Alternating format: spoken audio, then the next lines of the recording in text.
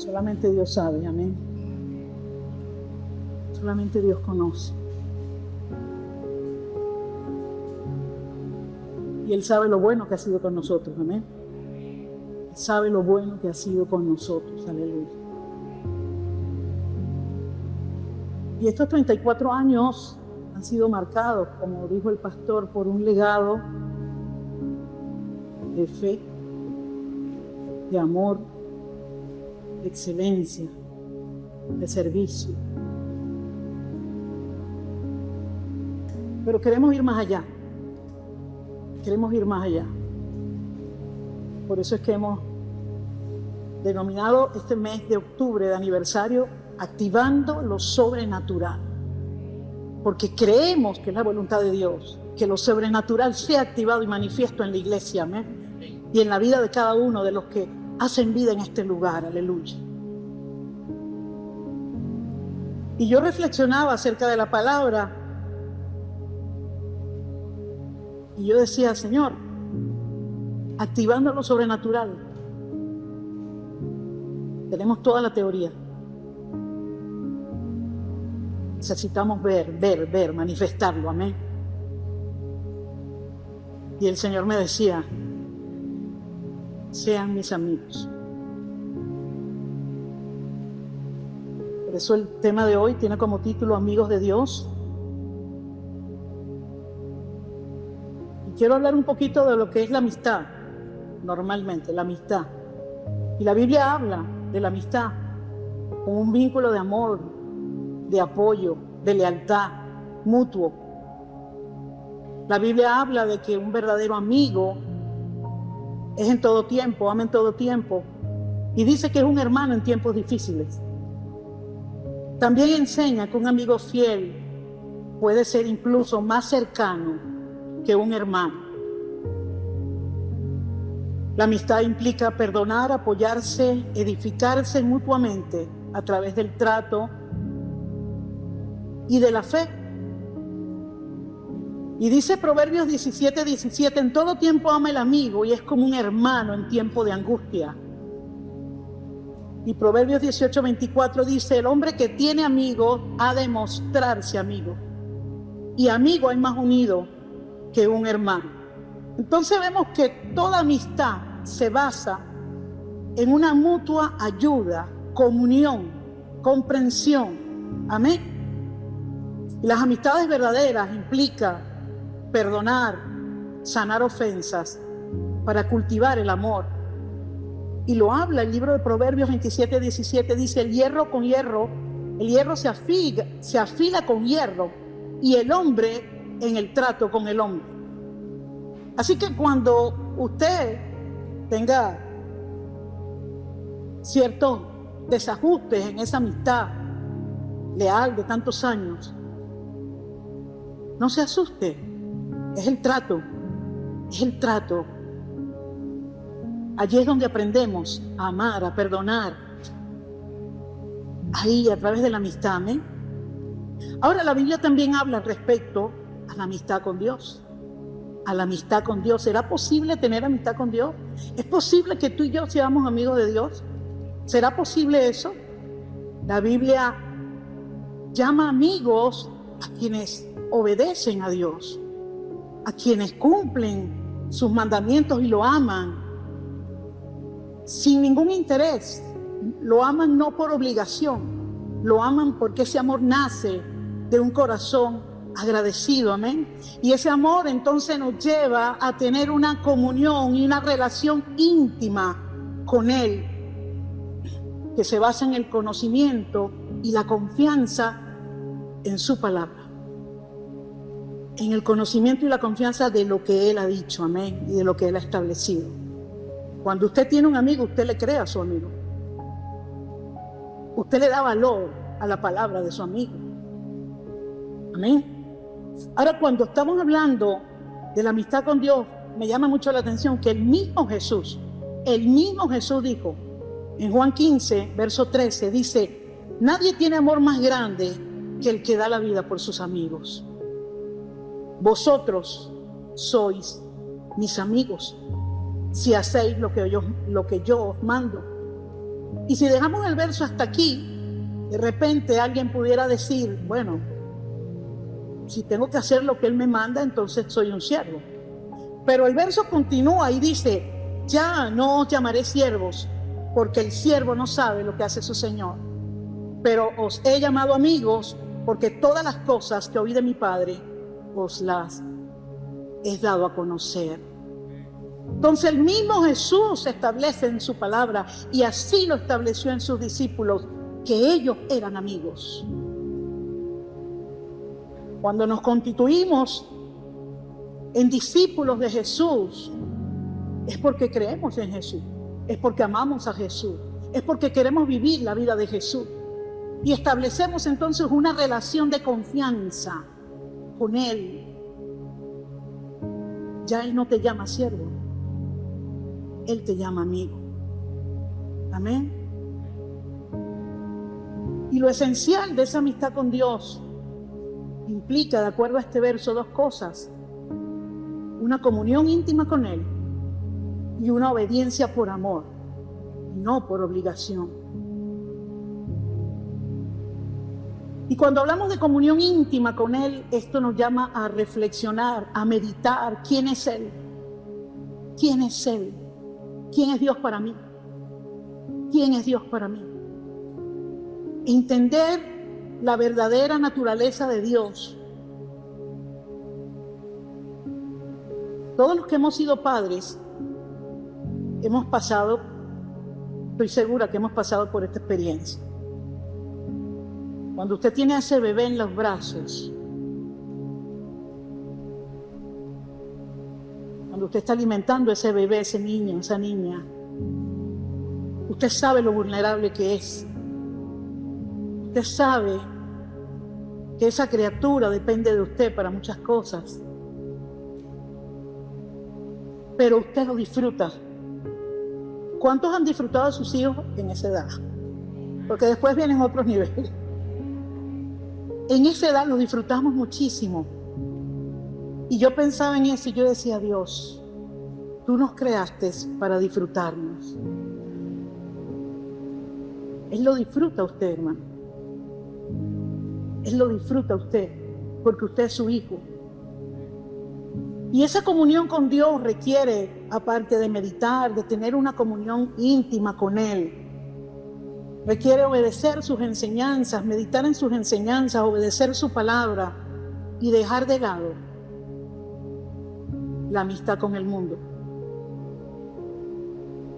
¿Qué significa eso, pastora? Que entonces yo solamente voy a ser amigo de Dios y no puedo ser amigo de más nadie. Cuando somos amigos de alguien, tenemos una estrecha relación, hay una influencia para bien. Usted se deja influenciar por ese amigo o esa amiga que le enseña valores, principios, que le enseña a vivir la vida de una manera diferente. Y Dios, sabiendo esto, Él inspiró al apóstol Santiago. En Santiago 4:4 dice: oh almas adúlteras, ¿no sabéis que la amistad con el mundo es enemistad contra Dios? Cualquiera pues que quiere ser amigo del mundo se constituye enemigo de Dios. Y aquí la palabra mundo significa sistema. Cualquiera que se deja dar forma por el sistema del mundo se constituye en enemigo del sistema de Dios. No es que Dios no quiere que tú tengas amigos, es que Dios no quiere que tú te dejes formar por el sistema del mundo. Más bien tú tienes que ser amigo y mostrarte amigo para influenciar con el sistema de Dios a todos los que están a tu alrededor. Amén. Y vemos, cuando hablamos de conocer y meditar en la palabra de Dios, esto es fundamental para desarrollar y hacer crecer cualquier amistad. Porque no podemos decir, bueno, ya Jesús dijo que éramos sus amigos y ya, y listo, y nos quedamos ahí. Hay que desarrollar esa amistad, hay que desarrollarla, ¿amén? Y me llama la atención David en el Salmo 119:97, dice: oh, cuánto amo yo tu ley. Todo el día es ella mi meditación, mi reflexión. Y David no está diciendo otra cosa, sino él está diciendo allí: cuánto amo yo tu palabra, cuánto amo yo tus principios, Dios, cuánto amo, oh Dios, hacer tu voluntad, cuánto amo yo tu voluntad y tus deseos. David había hecho una relación tan íntima con Dios que David no quería otra cosa sino dejarse llenar, influenciar, tocar por ese Dios maravilloso y verdadero que se le había revelado a él. A pesar de sus debilidades y errores, Dios era su amigo, amén. Y sabe que Dios ayuda y protege a sus amigos. El mismo David escribió en el Salmo 25:14, dice: la comunión íntima de Jehová es con los que le temen, y a ellos dará a conocer su pacto. Porque cuando alguien es amigo, se da a conocer. No oculta nada. Por eso Jesús le dijo a los discípulos: ya no os llamaré siervos, los llamaré amigos, porque todo lo que el Padre me ha dado, yo se los he dado a ustedes. Amén. La Biblia menciona varios ejemplos de personas que fueron amigos de Dios. Y esos ejemplos reflejan una relación cercana con Él. Yo tomé dos ejemplos en la Biblia: Abraham y David, debido a varias características muy especiales y fundamentales que ellos vivieron en sus vidas. Tanto Abraham como David mostraron cualidades y mostraron actitudes que agradaron profundamente a Dios. Ellos honraron a Dios como amigo, como Dios. Amén. Y en el primer caso tenemos a Abraham, una vida marcada por la fe, la obediencia y la confianza en Dios. Fe, obediencia y confianza, cosas que tienen que estar en una relación de amistad con Dios. Amén. Y fíjese que en Isaías 41:8 dice: pero tú, oh Israel, siervo mío eres tú, Jacob, a quien yo escogí, descendencia de Abraham, mi amigo, dice Dios. O sea, Dios se enorgullecía de llamar a Abraham amigo.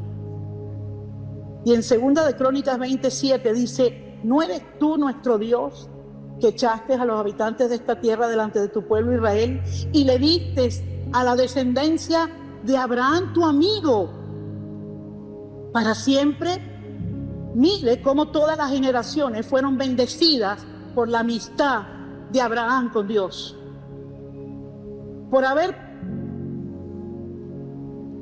pagado un precio, porque sabe que hay que pagar un precio por esa amistad. Más adelante lo vamos a ver.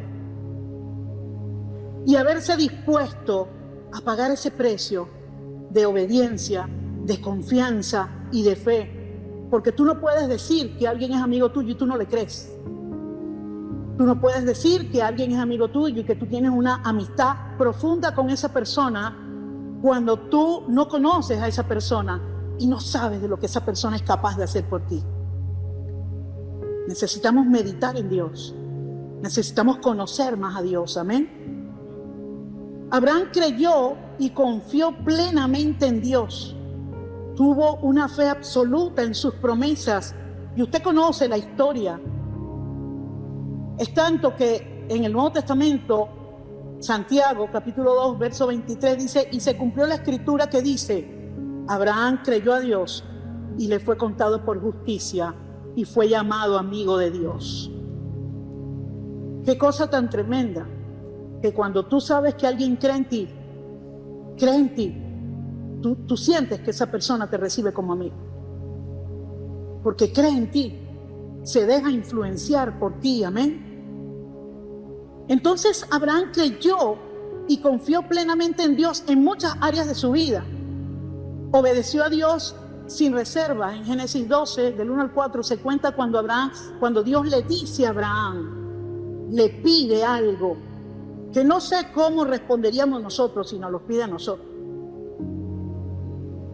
Pero Jehová había dicho a Abraham: vete de tu tierra y de tu parentela, de tu familia, y de la casa de tu padre a la tierra que te mostraré.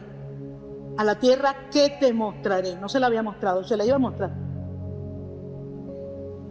Y haré de ti una nación grande y te bendeciré. Y engrandeceré tu nombre y serás bendición. y bendeciré a los que te bendijeren, y maldeciré a los que te maldijeren. Y serán benditas en ti todas las familias de la tierra. Y se fue Abraham como Jehová le dijo, se fue con Lot, y era Abraham de edad de 75 años cuando salió de Harán. Vemos cómo Abraham creyó sin reserva a Dios, hermano. Y la pregunta es, quiero ser amiga de Dios, quiero que Dios sea mi amigo, pero yo le creo a Dios sin reserva. ¿O me dejo llevar por lo que estoy viendo? Porque Dios puede hacer dos cosas que más nadie puede hacer. Hay dos cosas que Dios hace que nadie más puede hacer. Darle vida a lo que está muerto y llamar las cosas que no son como si fueran. Así que si Dios te dice a ti que le va a dar vida a ese cuerpo que está enfermo, le va a dar vida a ese matrimonio que está muerto, le va a dar vida a esas finanzas que no terminan de arrancar, ¿le vas a creer a Dios o no le vas a creer? Es tu amigo el que te lo está diciendo. Y ese amigo no falla, porque hay amigos en la tierra que fallan, pero ese amigo no falla. Amén. Abraham fue sincero en su relación con Dios. Confiaba en Dios, hablaba abiertamente con Dios. Vemos en Génesis 15 que Abraham le dice a Dios, pero yo no tengo prole, yo no tengo hijo, y me va a heredar un siervo. Abraham le habla abiertamente a Dios, no le oculta su necesidad, no le oculta su inconformidad por no tener un heredero legítimo. Y a veces nosotros tenemos que entender que delante de Dios, cuando hay una amistad verdadera y profunda con Dios, tenemos que venir con sinceridad, sin tapar, porque es que Dios conoce todo. Dios conoce nuestro corazón, amén. Y Dios le promete un hijo y le promete que será una bendición y que será una nación grande. Y le dice, en ti serán benditas todas las familias de la tierra. Y hasta el día de hoy eso se ha cumplido. Porque nosotros somos la simiente de Abraham.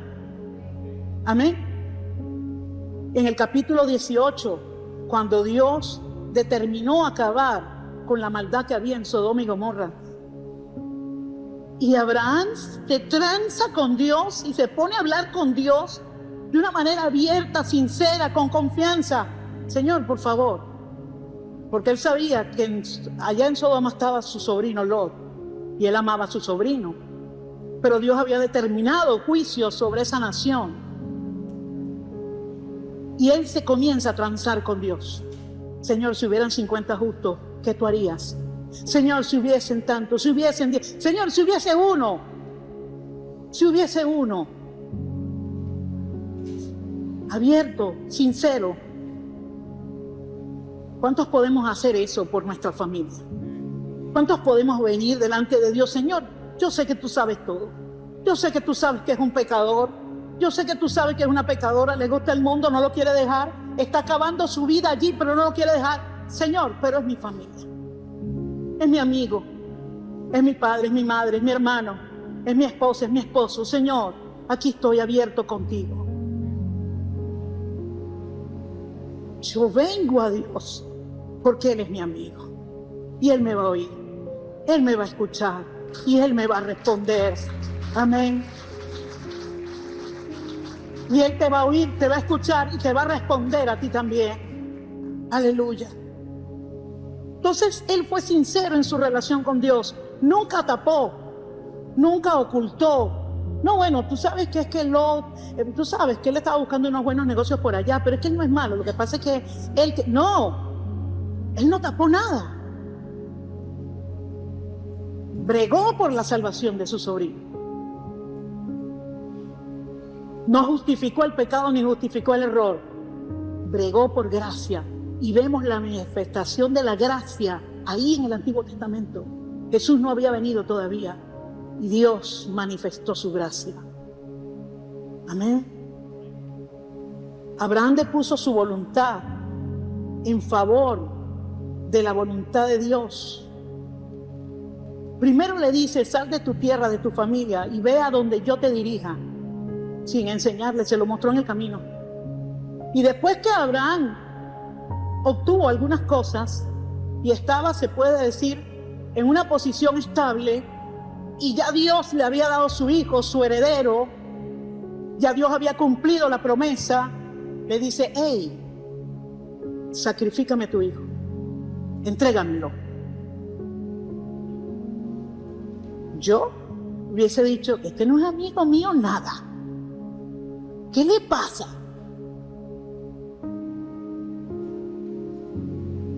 Yo no he oído por ahí un dicho que dice, no me acuerdo bien, el que da y quita, el diablo lo visita.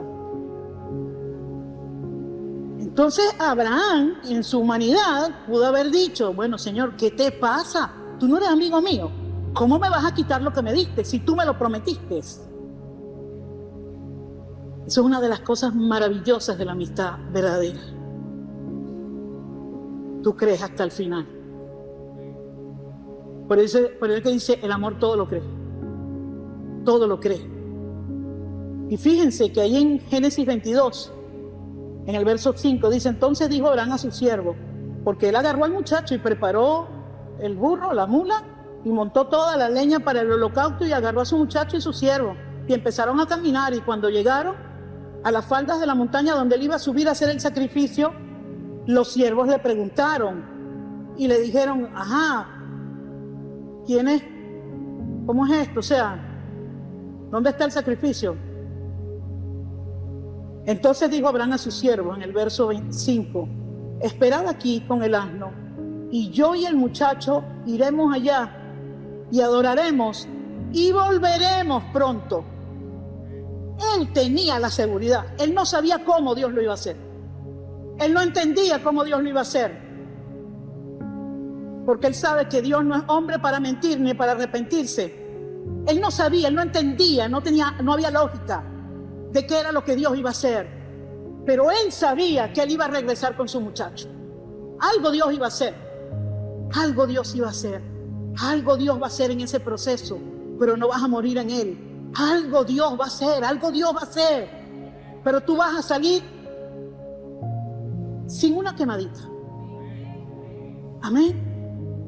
En el mismo capítulo 22, verso 8, ya no son los siervos que le preguntan, ya es Isaac, que ve que el papá va subiendo y sabía que iba a hacer un sacrificio y vio la leña, vio todo, pero no vio al cordero, no vio el sacrificio. Y él le pregunta, ¿dónde está el sacrificio? Me imagino que temblando. Y él le dice en el verso 8, Dios se proveerá de cordero para el holocausto, hijo mío. ¿Qué seguridad tenía Abraham en Dios, su amigo? ¿Qué seguridad tenía Abraham? Amén. Él confiaba en Dios, confiaba en la amistad que tenía con Dios. Y pudo decir, ese poderoso Dios proveerá. La primera vez en la Biblia que aparece Jehová Jireh, el Dios proveedor. ¿Y cuántas veces nosotros lo decimos, Dios proveerá, pero no lo estamos creyendo? No, tranquilo que Dios proveerá, es una muletilla. Tienes que tener amistad con Dios para que ese Jehová Jireh sea una realidad en la vida de cada uno, amén.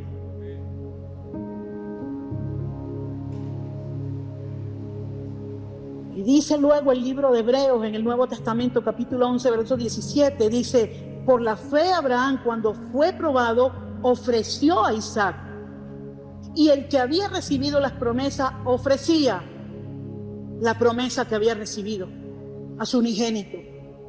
Habiéndosele dicho, en Isaac te será llamada descendencia, pensando que Dios es poderoso para levantar aún de entre los muertos, de donde en sentido figurado también le volvió a recibir.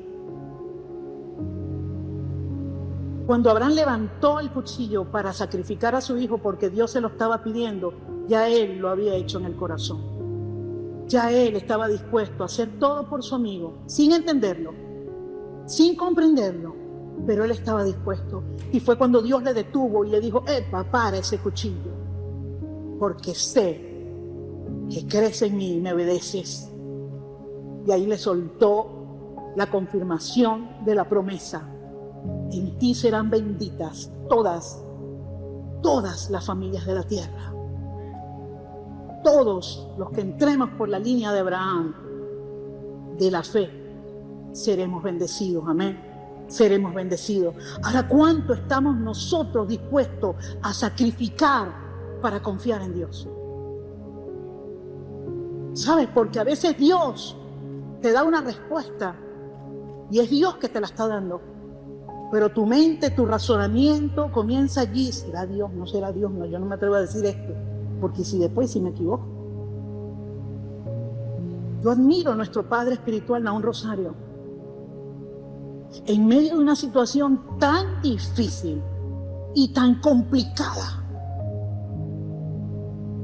él permanece incólume, declarando la sanidad sobre su esposa. Yo sé que él es amigo de Dios. Yo sé que Dios es su amigo. Amén. Y aunque toda circunstancia dice es imposible, falla sistémica en todos los órganos. Eso es imposible.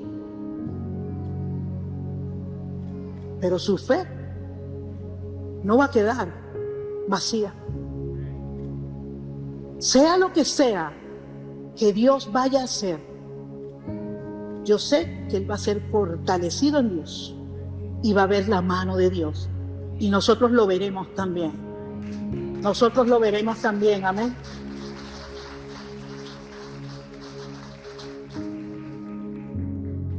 El otro ejemplo que quiero tocar en esta mañana es David.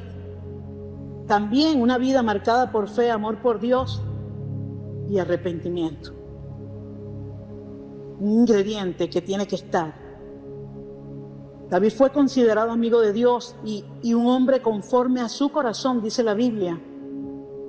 Él demostró fe y dependencia de Dios. Mire, una de las cosas más difíciles de la vida cristiana es ser dependientes de Dios y ser independientes de nosotros mismos. Eso se dice fácil y tal vez usted lo oye y dice, no, pastora, pero es que, claro, obviamente somos dependientes de Dios. Tenemos que revisar nuestras decisiones diarias, tenemos que revisar nuestra vida y entender, Señor, aquí hice lo que yo quería, no hice lo que tú me dijiste. Wow, Señor, aquí no te tomé en cuenta. Pues David aprendió. Desde muy pequeño, David enfrentó peligros y problemas confiando en Dios, en su Dios. Desde que era un pastorcito, un niño pastor, en las montañas solo, cuidando las ovejas de su padre, y enfrentó leones, enfrentó lobos. Él sabía que Dios estaba con él, porque humanamente un niño no puede hacer eso. Y él aprendió en 1 Samuel, capítulo 17, verso 45. Entonces dijo David al filisteo, el filisteo era Goliat: tú vienes contra mí con espada, lanza y jabalina, mas yo vengo a ti en el nombre de Jehová de los ejércitos. Él sabía que esa batalla solo la podía ganar con su amigo Dios. Amén. Jehová te entregará hoy en mi mano y yo te venceré y te cortaré la cabeza. ¿Cuántos pueden decirle hoy al problema? Jehová te entregará hoy en mi mano y yo te venceré y te cortaré la cabeza, porque Dios te ha dicho que eres más que vencedor. ¿Cuántos pueden decir eso hoy? Amén. Y daré hoy los cuerpos de los filisteos a las aves del cielo y a las bestias de la tierra, y toda la tierra sabrá que hay Dios en Israel. Él ya sabía que la gloria no se le iba a tomar él, se le iba a dar a Dios. Y sabrá toda esta congregación, la iglesia, el pueblo de Dios, que Jehová nos salva con espada y con lanza, porque de Jehová es la batalla y Él os entregará en nuestras manos.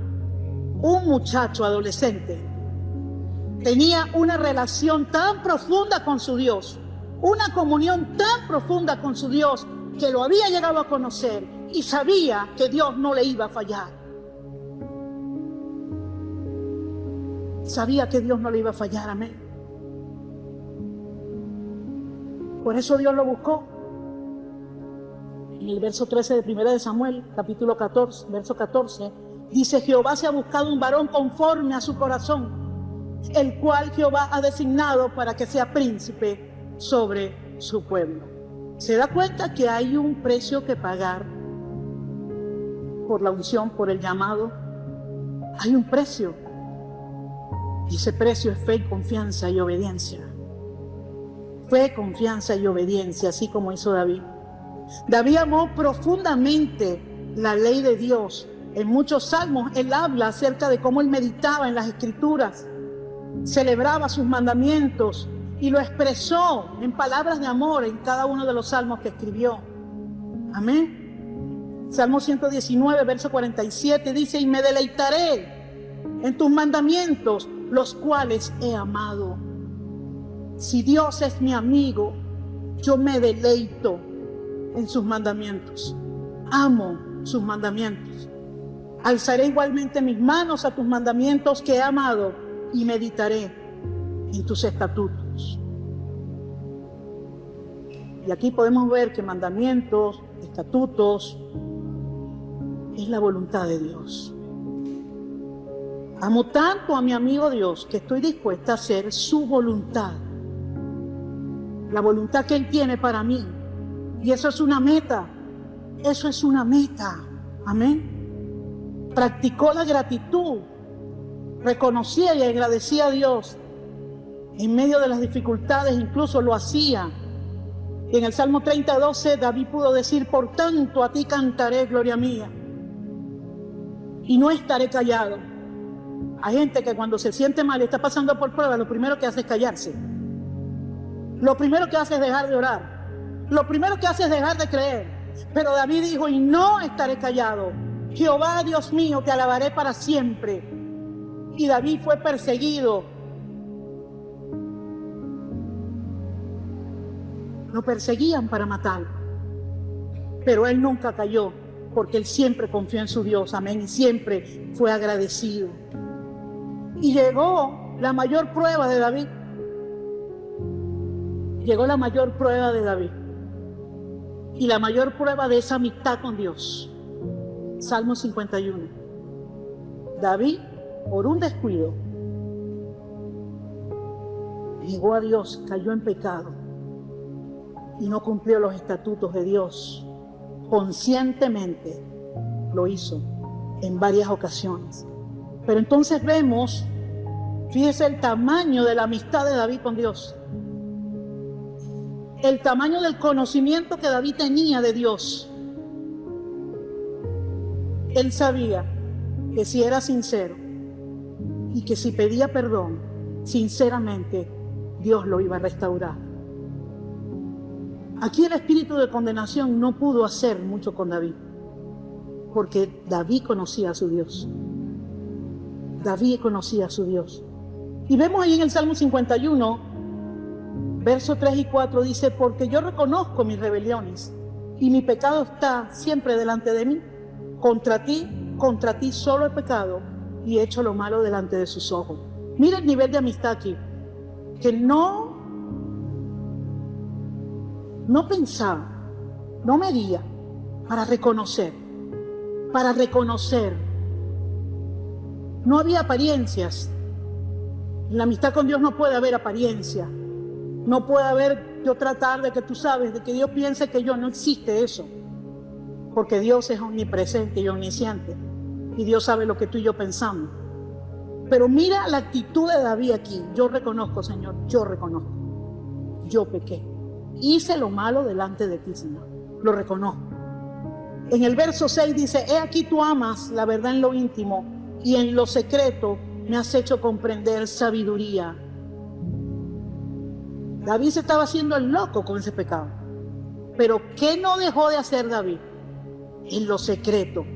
No dejó de hablar con Dios. No dejó de buscar a Dios. No dejó de tener una relación íntima con Dios. Y ahí en ese secreto dice: me has hecho comprender sabiduría. Allí en esa comunión es que podemos entender quiénes somos. Allí es donde podemos reconocer si hemos fallado o no hemos fallado. Porque es muy humano tirarle la culpa a los demás y decir que los demás, que fulano, que fulana, que mengano, es que tú no sabes lo que me hizo. Tú no sabes lo que me hizo. Pero ahí en el secreto, en la comunión con mi Padre, en la comunión con Dios, ahí con Jesús, con el Espíritu Santo, yo puedo entender dónde está mi error y puedo reconocer. Mira la importancia de tener una comunión y una amistad con Dios. Quien no tiene amistad con Dios nunca va a reconocer sus errores. Necesitamos acercarnos a Él para que Él se acerque. Aunque Él se acercó hace mucho tiempo. Desde que determinó el plan de salvación para el ser humano, Él ya se acercó. Pero necesitamos responder a ese llamado, amén. David consultaba a Dios y le era leal. En decisiones clave, en situaciones bien difíciles, David buscaba la guía de Dios.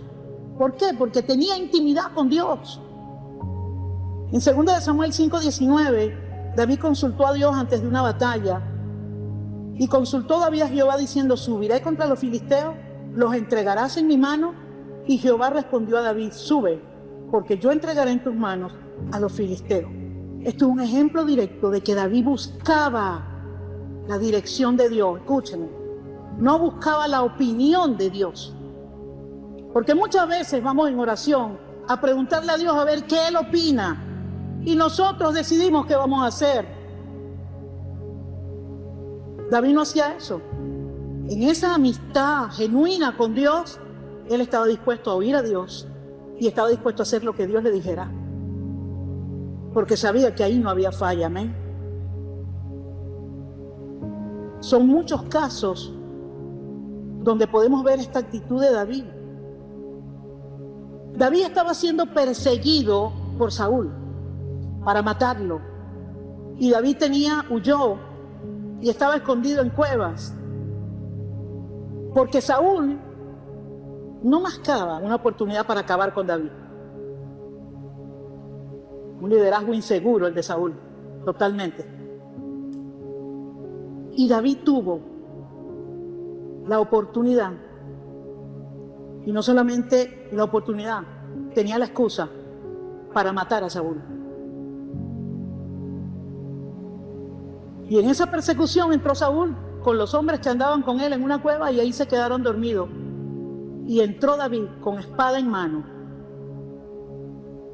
Ahí pudo haber acabado con todo. Señor, él me está persiguiendo.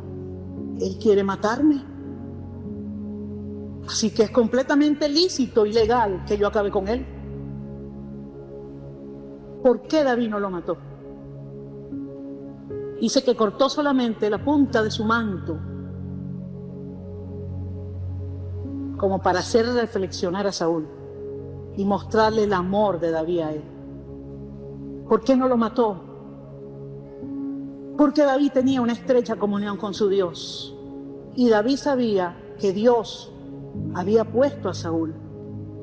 Y aunque él ya había sido ungido, él estaba esperando el tiempo de Dios. Estaba dispuesto, confiaba tanto en su Dios que estuvo dispuesto a esperar el tiempo de Dios y dejar eso en las manos de Dios. Tal vez cualquiera de nosotros no lo hubiera pelado. Listo, me quité el problema de encima. Ya no me persigue más. Listo, ya le respondí por las redes para que todo el mundo vea. Él no manda, me está matando mi testimonio, pero ahí está la respuesta. Ahora que conozcan quién es. La estrecha comunión de David con su padre. Él había decidido obedecer a Dios. Él había decidido tener el carácter de Dios, querer, anhelar el carácter de Dios. El pastor hablaba, creo que el domingo pasado, cuando no somos perfectos. Y no es que la perfección no exista, porque Dios es perfecto. Pero hay algo clave, yo lo he dicho en otras ocasiones, y Él lo recordó. La perfección no es un lugar, es un camino. Y mientras caminemos en ese camino de la mano de Dios, no nos vamos a defraudar a nosotros mismos. No se ponga cargas pesadas que usted y yo no podemos llevar. Usted y yo no podemos ser perfectos por nosotros mismos. Necesitamos caminar ese camino de perfección de la mano de Él. Y cuando yo tengo a Dios como mi amigo, Él me va a decir, Él me va a indicar, Él me va a llevar, Él me va a convencer. Cuando no vea la situación, Él me la va a mostrar, así como lo hizo con David. Y Él va a poner en mí el carácter y va a poner el querer como el hacer. Y en ti también. Pero tenemos que relacionarnos con Él. Tenemos que amar esa amistad, amar esa relación. Y no buscarla nada más cuando la necesitamos. ¿Usted se imagina un amigo que, cónchale, lo vaya a buscar usted cada vez que necesita plata? O que el amigo lo vaya a buscar usted cada vez que necesita que usted convenza a la mujer de que no lo bote de la casa. Usted se va a sentir usado y abusado. Pero si usted mantiene una relación continua en el momento del problema, mire, antes de que la palabra esté en su boca, ya Dios va a poner en usted la respuesta. Amén. Gloria a Dios. Ahora llegamos al punto donde Jesús, llegamos allá al punto de Jesús. Vimos dos hombres en el Antiguo Testamento que fueron llamados amigos de Dios, Abraham y David. Pero ahora vemos a Jesús, Dios hecho hombre, pero dice la palabra que Él dejó su posición de Dios y dice que se humilló hasta lo sumo y se hizo hombre, se hizo siervo. Es decir, que cuando Jesús caminó en esta tierra, todo lo que hizo, lo hizo en el poder del Espíritu Santo, no en el poder propio de Él, porque Él aquí actuó como ser humano. Jesús demostró en su transitar en la tierra lo que es capaz de hacer un ser humano que está lleno del Espíritu Santo. Amén. Y este mismo Jesús, Él fue uno con el Padre, porque la amistad es una unidad, y obedeció completamente la voluntad de su Padre. En Juan 5:19 dice: de cierto os digo, no puede el Hijo hacer nada por sí mismo, sino lo que ve hacer al Padre, porque todo lo que el Padre hace, también lo hace el Hijo igualmente. ¿Qué significa eso? Por eso es que Jesús más tarde dice a sus discípulos y a todos los que somos discípulos de Él: cosas mayores que yo, ustedes harán. Porque todo el que es discípulo, el que es amigo de Jesús, va a hacer las obras de Jesús. Va a hacer las obras de Jesús, amén. Jesús vivió para cumplir esa misión encomendada por su Padre, pero siempre subordinó su voluntad a la voluntad de su Padre. Amén. Jesús dijo y realizó las obras del Padre. Si usted lee los evangelios, usted se da cuenta de todo lo que Jesús hizo, todo lo que realizó. En Juan 14:9 dice: el que me ha visto a mí, ha visto al Padre. ¿No crees que yo estoy en el Padre y el Padre en mí? Las palabras que yo os hablo, no las hablo por mi propia cuenta, sino el Padre que mora en mí, Él hace las obras. Cuando tenemos una relación estrecha con Dios, estamos convencidos, totalmente convencidos de que la obra la hace Él. Y usted no va a tener problema con darle la honra a Dios. Usted no va a tener problema de competir con nadie. Usted no va a tener ese problema, porque usted sabe que el que hace la obra es el que vive en usted. Amén. Manifestó el carácter de Dios mientras estuvo en esta tierra. Mostró a los hombres cómo es el Padre a través de su vida, de sus palabras, de sus acciones. En Juan 8:29 dice: porque el que me envió conmigo está. No me ha dejado solo el Padre, porque yo hago siempre lo que a Él le agrada. Y en Juan 16:15 dice, todo lo que tiene el Padre es mío. Mire, Jesús no tenía complejos. Jesús sabía que había venido a esta tierra con una encomienda dada por el Padre y que para hacer esa encomienda tenía que dejar de ser Dios de lado o de manifestar ser Dios, porque nunca dejó de ser Dios, pero manifestar de ser Dios de lado para poder vivir y pagar el precio por nosotros como si fuéramos nosotros mismos. Amén. Y Él no le importó, porque Él confiaba que lo que su Padre estaba haciendo, Él confiaba que el plan de redención y salvación que su Padre tenía desde antes de la fundación del mundo era la única forma y la única manera de salvar a la humanidad. Por eso es que ahí en el Getsemaní, Él dijo, Señor, no quiero ir a la cruz. Pasa de mí esta copa, no quiero, humanamente no quiero. Pero hágase tu voluntad y no la mía. Porque Él conocía a su Padre, Él sabía que el final de la historia era victoria. Era victoria. Y usted lee el último capítulo de Apocalipsis y usted se va a dar cuenta cuál es el final de la historia. Es victoria de la iglesia, es victoria de su vida. Lea el capítulo 22 de Apocalipsis y dése cuenta cuál es el final de la historia. ¿Por qué? Porque Él es nuestro Dios, Él es nuestro amigo. Ahora Jesús hizo una oración importantísima. Juan 17. Jesús le pide al Padre que sus discípulos también fueran uno, como Él y el Padre eran uno.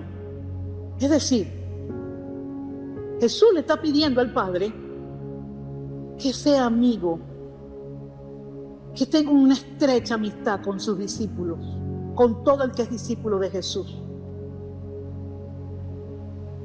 Y vemos aquí en Juan 17:20, dice, mas no ruego solamente por estos, sino también por los que han de creer en mí por la palabra de ellos. Estaba hablando de usted y de mí.